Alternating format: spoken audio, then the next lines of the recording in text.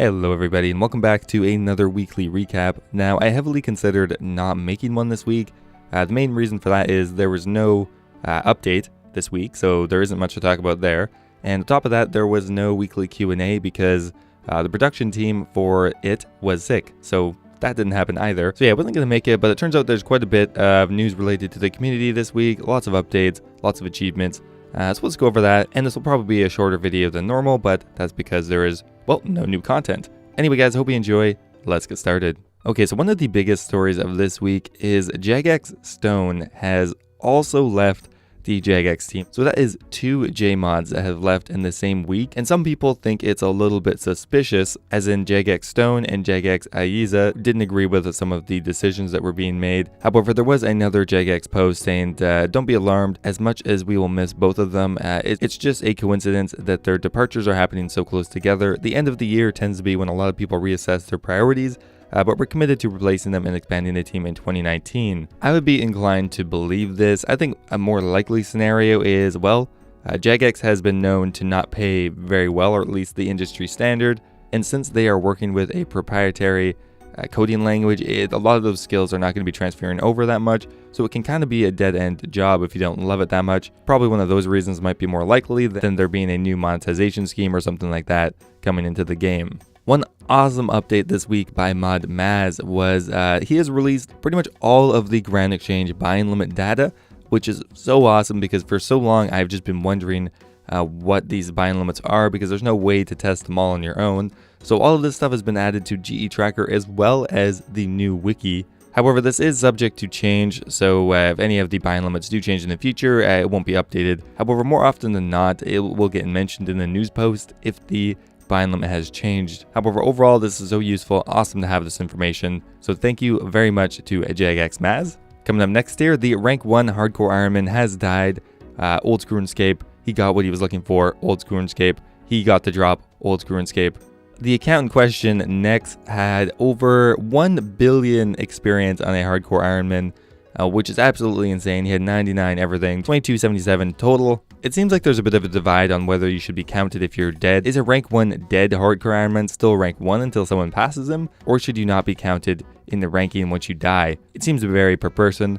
One other giant achievement this week was Homer becomes the first person to get 41 out of 41 pets. By getting the pet from the Theater of Blood was the last one he was looking for. It's actually a huge achievement because there's so much time that needs to be put in to get these pets and an insane amount of luck as well. Someone could be putting in the hours but just get completely dry on stuff like the Bloodhound pet. Like, that's so rare. You have to get them from Master Clues, or some of the PVM pets can take an absolute age. So congratulations to Homer, that is an awesome achievement. So getting all the pets in RuneScape, that's a pretty good achievement. But next up here, this guy collected 100,000 snowballs. What can you do with snowballs? Well, you can throw them, and you pretty much have to pick them up one at a time. So he has collected 100,000 snowballs. I'm pretty sure they melt after the event as well. So wow, that is some Buddhist level shit right there. Not worrying about how you're gonna lose everything in a couple weeks. Apparently it took him about 27 hours, and he's collecting about 2.7k snowballs per hour. So that's some dedication, man. Congratulations on your pointless achievement. Yesterday, we saw the release of Runelight version 1.5.5. So what is new with Runelight? To begin with here, a chat timestamp plugin was added. So if you turn it on, whenever somebody says anything in your clan chat or in all chat, it'll give you a timestamp of the hour and the minute. Now, this will probably not be as useful for all chat because there's going to be so much garbage being thrown right at you, and you don't need to know what time it was set at. But for clan chat, or maybe a friend message, it could be pretty useful to know exactly how long it's been. Man, Runelight always adds stuff that I never knew I wanted until they add it, and now I can't believe no one has thought of that before. Next up here, we have a cooking plugin that tracks successful cooks as well as the burn rate, so you can tell just how many of a certain item you are burning per hour to see if it's worth it to continue, or just to see how much it's costing you every hour. Next up here, the ground item overlay can now be quickly hidden by double tapping the Alt button. So if you just want all of the item overlays out of there, which actually does come up pretty frequently, if you are cannoning a Slayer task and it just has a ton of drops and you don't want to add them all to your exception list, this is an awesome quick feature just to get rid of all the text to make your screen a little cleaner. Gargoyles, desert lizards, mutated zygomates, and rock slugs now have an overlay to show when they are weak and can be killed with the corresponding item. This is going to help so much for all of those desert lizard tasks I like doing. I mean, mostly it's going to be useful for gargoyles. And now the XP drop plugin can now be configured to show fake XP drops at tick intervals if there is no XP drop at that time. So once again, another awesome update by Runelight. Next up here, the Rs3 devs have canceled another piece of content they've been promising for 3 years. Hey everybody, I'd like to let you know that the bank rework and bank placeholders have been shelved for the time being. We're currently not actively working on it, and as of writing this, there are no concrete plans to do so. The bank rework would be a huge undertaking and is not a priority for us at the time. If we have more news or information to share, we will. And someone posted a little GIF from a post back in 2016 of the updates for 2017. There were supposed to be Menaphos, which is one of the few things that did come out. The bank rework was supposed to happen, never came out. The mining and smithing rework never happened. 2 more expansions never happened.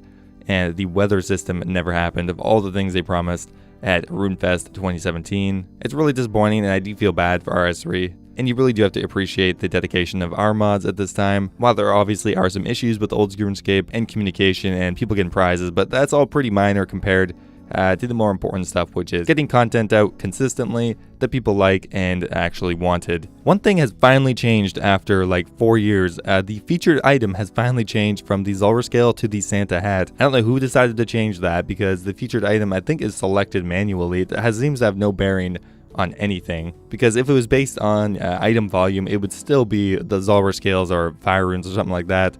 So I think someone just changed it to be festive. I don't know why they never changed it at all. Probably not worth their time, but why have it there anyway if it's going to just be the same thing day after day? But finally, an item has changed. And last up here, there's a PSA for more fake Runelight websites. These pop up very frequently. You should never really be clicking on the Runelight ad, but make sure you're always going to runelight.net. Maybe even favorite it, because these stupid phishing advertisements pop up pretty frequently, and they can be pretty convincing if you're not really paying attention or you just don't know what you're doing.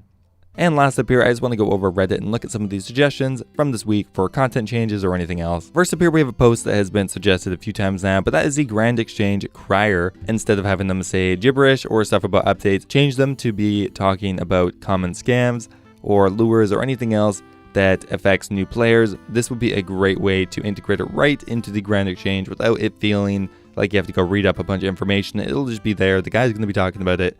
Makes sense thematically. I think it would be a cool suggestion.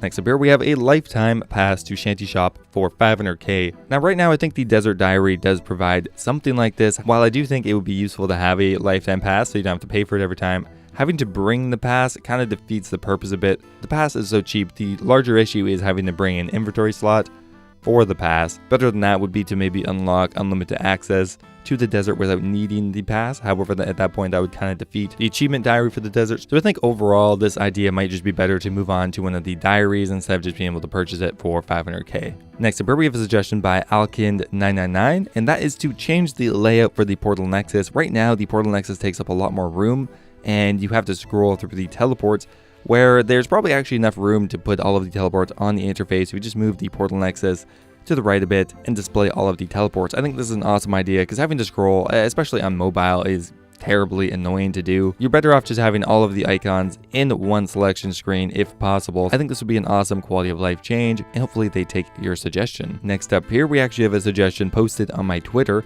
and that is Foraging, the last gathering skill.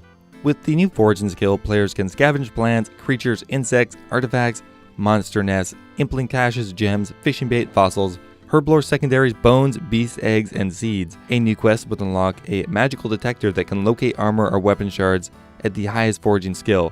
Essentially, it would be kind of a combination of the artisan skill, but something involving more running. There would be Foraging masters essentially, and you would get tasks, and then you run around RuneScape looking for the items. So I guess maybe it would be more kind of like a clue scroll in a skilling method, where you'd run around, look for the stuff they're suggesting, forage it, and get items, experience, and potential rewards. It would be designed to have the most variety of places to train and resources to gather. It would be fast paced, you'd find maybe 5 to 10 items every minute, so it would be consistent XP per hour and not random depending on luck. So a pretty cool suggestion, man. So maybe if Warding doesn't pass, we could have a look at Foraging. And last up here, a post by Steve Achieves. He actually 3D printed a Dwarf Cannon. Wow, that looks so cool in the 3D printer software. He printed it out, assembled it, and now we have a little cute Dwarf multi-cannon. Awesome job, man. That looks cool. I would totally buy one of those on Amazon if I could. Anyway guys, that is it for the weekly recap. So there's not going to be a new content update, I don't think, until the Kebos Lowlands update, and there may not be a Q&A until January, so we will see. If there's enough stuff that happens this week, I might release a weekly recap next week, but if not, there will be one the following week. Thanks for watching guys, and I will see you next time.